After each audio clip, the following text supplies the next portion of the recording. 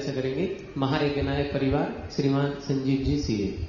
हमारा गुरु परम पूज्य निर्यापक मुनि पुंगव श्री सुधासागर जी महाराज के चरणों में त्रिवार नमोस्तु नमोस्तु नमोस्तु। पूज्य निर्यापक सागर जी महाराज के चरणों में नमोस्तु नमोस्तु। समस्त इलक जी के चरणों में इच्छामि इच्छामि इच्छामि। गुरु जी आपने कहा तो देवगढ़ के बारे में हमारे पाली के कवि हैं, उन्होंने बड़ी लाइन लिखी, जो ना देखा कहीं वह देखने आओ, गढ़ देवगढ़ देख आंखें सफल बनाओ। आज आपने जो उद्बोधन दिया देवगढ़ के लिए, तो उक्त जो पंक्तियां हमारे कविवर की थी वह चरितार्थ हुई।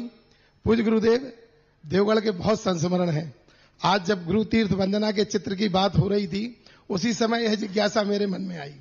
गुरुदेव, यह जो सामने मान स्तंभ है और इसके बाद काल की 24 है, यहाँ पर इस तरीके से ये पूरा प्रांगण नहीं होता था। आपको तो पूरी स्मृतियों में होगा, जब प्रथम बार आचार्य गुरुवर के संग के साथ आप देवगढ़ पधारे थे, उस समय दोपहर की सामायिक का एक चित्र आचार्य भगवान विद्यासागर जी महाराज का देवगढ़ का बहुत स्मृतियों में है, और हो सकता है ललितपुर के प्रत्येक घर में हो। जब आचार्य भगवान उस भूतकाल 24 के बाद वहां पर खड़े होकर सामायिक कर रहे थे, उस समय किसी भी चित्र को लेना बड़ा सामान्य नहीं होता था, कैमरे टेक्नोलॉजी इतनी नहीं होती थी।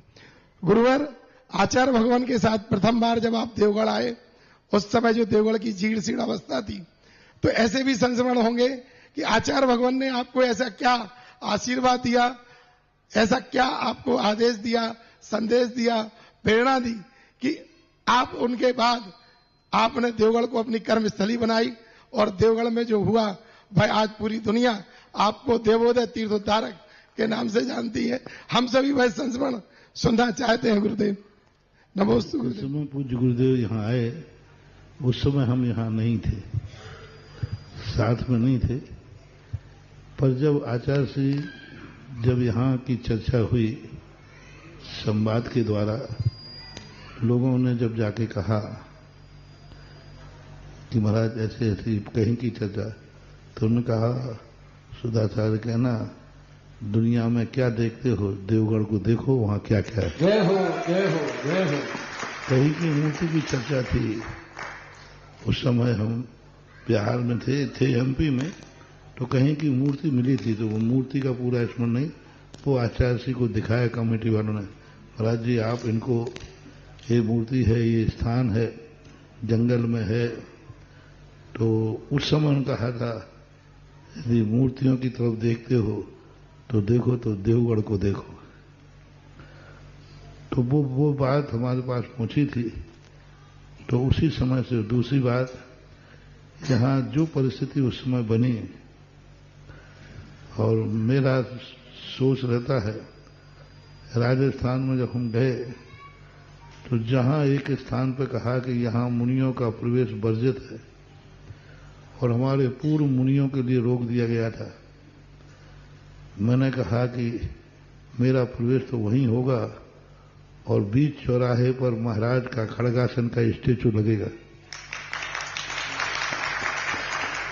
वहां प्रवेश वर्जित कर दिया, प्रवेश नहीं कर पाया था वो संघ। मैंने गुरु को नमोस्तु किया, मैंने कहा गुरुदेव पोते को आशीर्वाद, आप तो प्रवेश नहीं कर पाए लेकिन आपकी मूर्ति जरूर प्रवेश करा दूंगा। राजस्थान की घटना है। तो यही स्थिति यहां बनी थी कि जब बात आई कि एक कोई स्थान पर कुछ करने का मन था, आचार्य श्री का बहुत भाव था इसको उद्धार करने का। कुछ ऐसी परिस्थिति बनी, तो परिस्थिति सबको ज्ञात है, तो बस उसी दिन मैंने ठान लिया कि जो कार्य गुरु ने ठाना है उसको मैं सफल करके रहूंगा। गुरु ने जो सोचा है वो होके रहेगा। गुरु ने देवगढ़ को यदि उद्धार किया, करने का भाव किया है, तो होके रहेगा। ये बात हमने जब बाद में मैं आया था, तब यहाँ पर मंदिर के सामने अशोक साहू, रमेश साहू, जो दोनों भाई थे, उनसे मैंने कहा था, मैंने कि देखो तुम करो या न करो, लेकिन जिस बात को मेरे गुरु ने सफल करने का प्रयास किया है वो तो सफल होके रहेगा। वो बहुत सांप ससुदर फैला रहे थे, ये है ये है ये है, मैंने कहा देखो मैं सब जानता नहीं हूं, मैं तो सांप छछूंदरों के बीच में ही रहता हूं और उससे कोई फर्क नहीं पड़ने वाला है, वो तो होगा। तो ये सबसे बड़ी स्थिति संस्मरण की है, क्योंकि पूज्यवत जब यहाँ थे उस समय मैं यहाँ नहीं था, मेरा बिहार अलग था। नमस्ते। इसके बाद जिज्ञासा रखेंगे आज जिनको नवदा भक्ति पूर्वक बड़गाहन करके। हाँ, जब जरूर यहाँ में आया तब आचार्य श्री ने बार बार पूछा कोई परेशानी तो आ रही होगी, मतलब आप तो वहां से हाथ किए रहो, बाकी सब।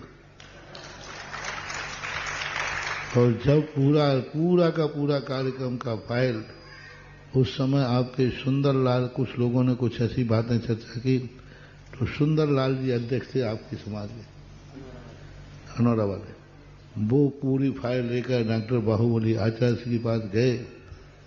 उनको तो सब मालूम था, वो देखे बोले ये मंदिर में ऐसा हो गया, ये मंदिर में ऐसा हो गया। उन्हें मंदिरों के नाम याद थे। पूरा एल्बम दिखाने के बाद फिर जो हमारे लिए स्पेशल आशीर्वाद आया था वो तो मैं नहीं बताऊंगा, वो मेरी निधि है, वो मेरी संपत्ति है, वो अनमोल है।